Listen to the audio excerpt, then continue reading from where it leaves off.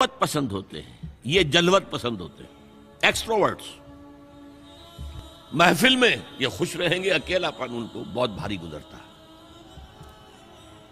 یہ لوگ چونکہ غور و فکر کے عادی نہیں ہوتے اور کچھ اپنے معاشرے کے تعصبات کا ان کے اوپر غلبہ ہوتا ہے، انہیں نبی کی دعوت کو سمجھنے میں دیر لگ جاتی ہے۔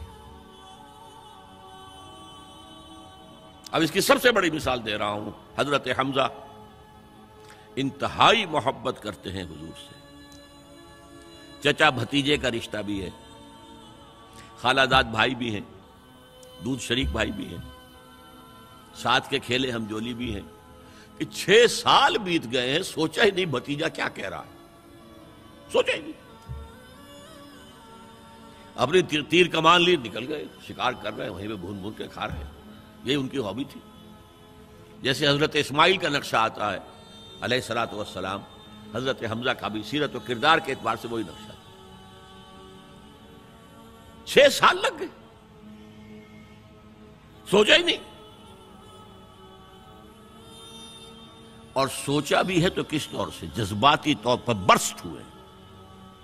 ایک روز شکار سے واپس آیا، ابھی گھر میں داخل نہیں ہوئے تھے کہ صوبیہ وہ لونڈی جس نے دونوں کو دودھ پلایا تھا، حضور کو بھی اور ان کو بھی، اور انہوں نے کہا کہ حمزہ آج تو ابو جہل نے تمہارے بھتیجے کے ساتھ بہت برا سلوک کیا ہے۔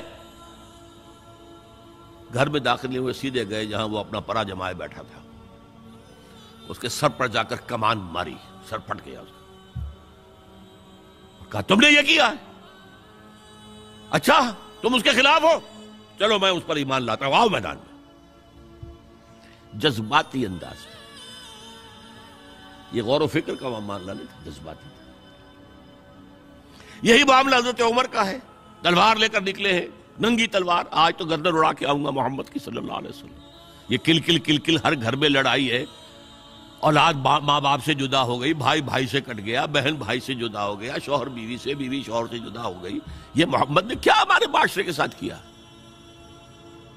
صلی اللہ علیہ وسلم؟ وفداہ آباؤنا و امہاتنا۔ لہذا آج تو قصہ پاک کر کے آؤں گا۔ وہ بھی اسی طرح کے تھے، پہلوان قسم کے آدمی، ادھر اس کو کندھا مارا، ادھر اس سے لڑے، ادھر اس سے کشتی کر رہے ہیں، اس طرح کے آدمی تھے۔ اب حضرت حذیفہ درمیان میں مل گئے۔ کہاں جا رہا ہے عمر؟ کہ آج محمد کا بس میں قصہ پاک کرنے جا رہا ہوں صلی اللہ علیہ وسلم۔ وہ ایمان لا چکے تھے، انہیں پتہ نہیں تھا۔ ان کا تم محمد کو جا رہے ہو قتل کرنے، اپنی بہن اور بہنوئی کو تو جا کے دیکھو، وہ ایمان لا چکے ہیں، فاطمہ بنت خطاب اور سعید ابن زید۔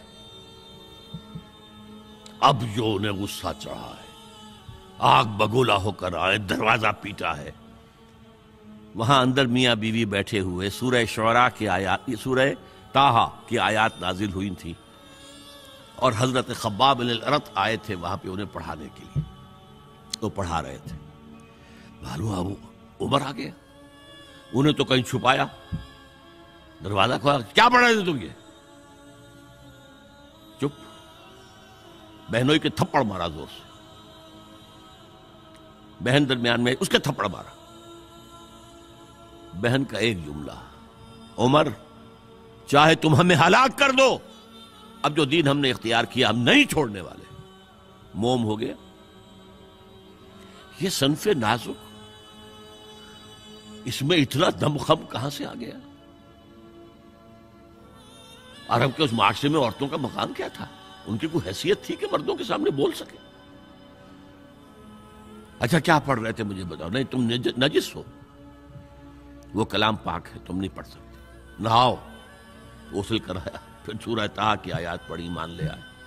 جو تلوار ننگی کر کے جا رہے تھے، اس کو جیسے غلاموں کا رواج تھا کہ وہ تلوار کو اپنی گردن کے اندر لٹکاتے تھے، وہ لٹکا کر لے کر گئے۔ یہ شہداء ہے۔ ہماری امت کے عظیم ترین صدیق ابو بکر اور عثمان رضی اللہ تعالی عنہما، اور عظیم ترین شہداء حمزہ اور عمر رضی اللہ تعالی عنہ۔ اب آئیے آخری مرحلہ میری گفتگو کا۔ جن لوگوں نے حضور کا ساتھ دیا اور ساتھ دینے میں یہ شہداء آگے نکل جاتے، صدیقین پیچھے رہ جاتے. یہ غور و فکر کرنے والے، وہ جو اقبال نے کہا نا کہ لاکھ حکیم سر بجیب ایک کلیم سر بکف، تو یہ جو ہوتے ہیں شہداء یہ سر بکف والے لوگ ہیں، تو یہ آگے نکل جاتے ہیں. پھر لہذا حضرت عمر کے ایمان لانے پر پھر مسلمانوں نے مسجد کے اندر آ کر اور کھلا صحن کعبہ کے اندر آ کر نماز پڑھی. اور جب ہجرت کے لیے نکلے ہیں تو اعلان کر، باقی چھپ کے نکلتے تھے صحابہ، چھپ کر، پتہ لگ جائے کسی کو.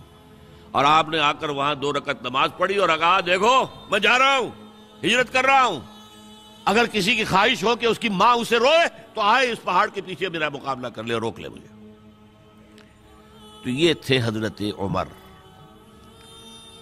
لیکن اب جو بات کہہ رہا ہوں، جنہوں نے ساتھ دیا اور اس میں اپنی جانیں دے دی، اس کام میں، اس شہادت علی الحق میں، اس شہادت علی الناس میں، اس شہادت للہ میں اپنی جانیں دے دی، وہ گویا کہ کوالیفائی کر گئے کہ انہیں شہید کہا جائے، گواہ اللہ کا کہا جائے.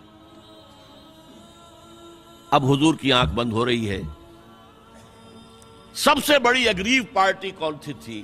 مشرکین مکہ، مشرکین عرب، جن کو کہ حضور کے آخری سال جو تھا زندگی کا، اس میں جو یہ دھمکی دے دی گئی تھی 4 سال 4 مہینے کی مہلت ہے، ایمان لاؤ گے تو ٹھیک ہے ورنہ قتل عام ہو جائے. اب وہ جو سر اپنا دبک کر بیٹھ گئے تھے، اب وہ کھڑے ہوئے. This is the time to strike back. جھوٹے نبی کھڑے ہو گئے، زکوٰۃ نہیں دیں گے. ارتداد، نوٹ کیجئے میری بات، اذا جاء نصر اللہ والفتح ورأیت الناس يدخلون فی دین اللہ افواجا، اور حضور کے انتقال کے بعد یخرجون من دین اللہ افواجا، نکل گئے اللہ کے دین سے فوج در فوج. یہ وقت تھا، ابو بکر کھڑے ہوئے ہیں، آہنی عزم والا شخص، بہت منحنی سے انسان، کمزور سے انسان، رقیق القلب انسان، لیکن عزم کوہ ہمالہ والا تھا اندر. جنگیں کی ہیں. عمر جیسا شخص بھی کہہ رہا ہے رضی اللہ تعالی عنہ کہ دیکھیے مصلحت دیکھیے، آپ نے جیش اسامہ کو روانہ کر دیا ہے، ٹھیک ہے، حضور نے تیار کیا تھا، آپ نے کہا میں کیسے روک لوں. آپ نے نئے نبوت کے جو ماننے والے ان کے خلاف جہاد شروع کر دیا ہے، وہ بھی ٹھیک ہے، وہ مرتد ہیں، کرنا ہوگا. لیکن ان زکوٰۃ والوں سے آپ نرمی برتیں. انہوں نے کوئی کفر نہیں کیا ہے، نماز کا انکار نہیں کیا، زکوٰۃ کا بھی انکار نہیں کیا ہے. وہ کہتے ہیں تمہیں نہیں دیں گے، ہم اپنے طور پر اپنی زکوٰۃ جمع کریں گے، اپنے غریبوں میں تقسیم کر دیں گے. حضرت ابوبکر نے فرمایا کہ خدا کی قسم اگر حضور کے زمانے میں یہ اونٹ جب دیتے تھے زکوٰۃ کے، اور اس کے ساتھ اونٹ کا گھٹنا باندھنے والی رسی بھی دیتے تھے، اور آپ کہیں کہ اونٹ لے جاؤ رسی نہیں دیں گے، تب بھی میں جنگ کروں گا. ایبدل الدین وانا حی، یا دین میں ترمیم ہو جائے گی جبکہ میں ابھی زندہ ہوں، اور اگر کوئی میرے ساتھ نہیں جائے گا تو میں اکیلا جاؤں.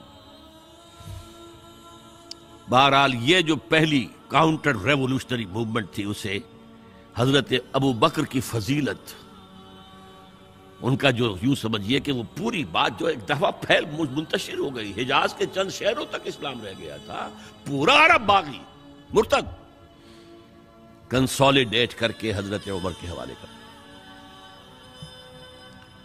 حضرت عمر کے زمانے میں اب جو جہاد ہوا ہے، قتال ہوا ہے،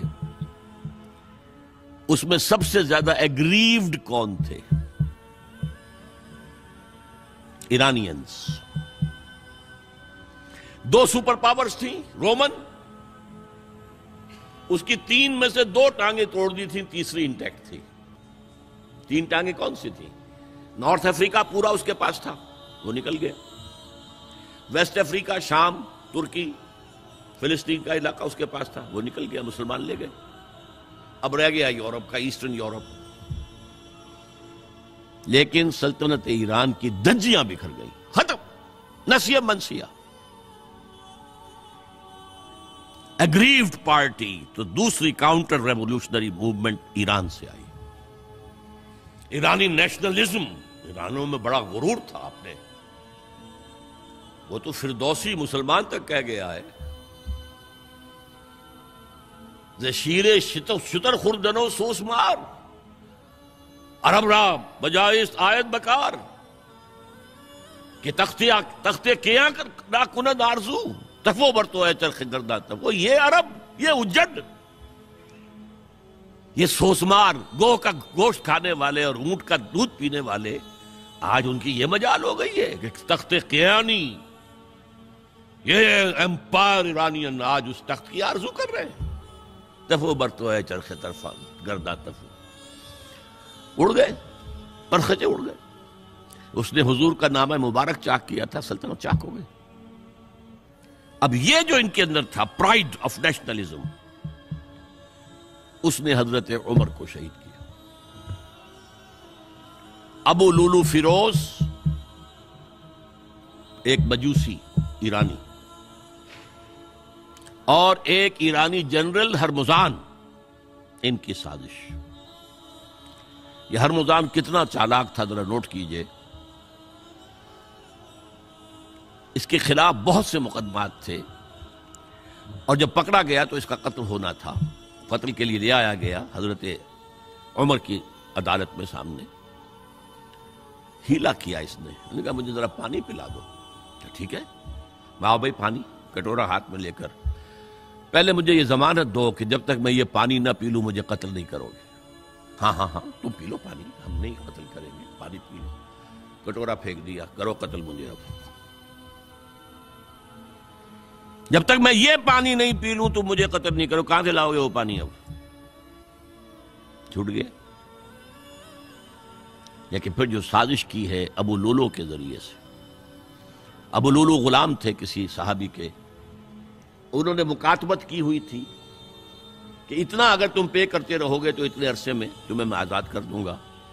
آ کے حضرت عمر سے شکایت کی کہ بہت زیادہ مجھ پر رقم ڈالی ہوئی ہے انہوں نے. حضرت عمر نے پوچھا تم کام کیا کیا جانتے ہو؟ میں یہ بھی جانتا ہوں، یہ بھی جانتا ہوں، یہ بھی جانتا ہوں، یہ بھی جانتا ہوں. فرمایا پھر یہ زیادہ نہیں ہے. اور دیکھو اس نے کہا تھا میں چکی بھی بناتا ہوں، ایک چکی میرے لیے بھی بنانا. کہا ہاں آپ کے لیے تو میں وہ چکی بناؤں گا جو رہتی دنیا تک یاد رہے گی. وہ شخص جس نے قتل کیا حضرت عمر. سمجھا یہ گیا تھا کہ یہ اس پلر پر کھڑا ہوا ہے سارا دین کا نظام. عمر عمر واقعتاً عظیم ترین شخصیت. آپ کو معلوم ہے کہ ڈاکٹر مائیکل ہارٹ جو 100 پوری دنیا کے عظیم انسانوں کا جو اس نے چناؤ کیا ہے، 100 کا عظیم ترین انسانوں کا، نمبر 1 پر حضور ہے تو نمبر 50 پر حضرت عمر ہے. مسلمان اور کوئی شامل نہیں ہے اس میں.